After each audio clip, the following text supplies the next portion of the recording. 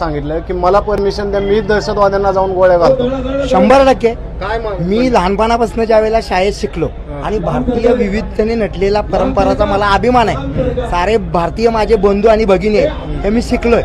काही कारण नसताना पर्यटनाला गेलेल्या माझ्या भारतीयांवरती जर हल्ले होत असतील आणि मिलिटरीमध्ये माझे जवान आहेतच ना, हा, पण अग्रेशन जर माझ्या सेनेचं कमी पडत असेल ना तर मी स्वतः तिथे येतो.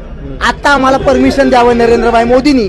मी आत्ता पाकिस्तानमध्ये जातो. जे माझं अग्रेशन भारत बघतोय पूर्ण, मी पाकिस्तानमध्ये जातो. या देशासाठी मरायचं असेल तर मी तयार आहे. पण इथल्या काही बांडगुळांना, इंटरनल राजकारण करणाऱ्यांना धडा तर शिकवणारच आहे. पण आज माझ्या भारतीयांवरती जर हल्ला झालाय तर सर्वप्रथम मी भारतीय आहे, शेवटी मी भारतीय आहे. म्हणून माझ्या भारतीय बांधवांवरती हल्ला झाल्यानंतर मी गप्प बसणार नाही.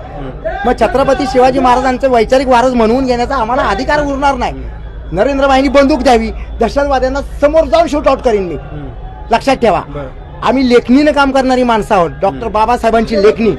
पण जर तुम्ही गोळ्या घालत असाल हे नालायक दहशतवादी, तर आम्ही काही लेखणी घेऊन फिरायचं का? आता आम्ही गोळ्या घालू.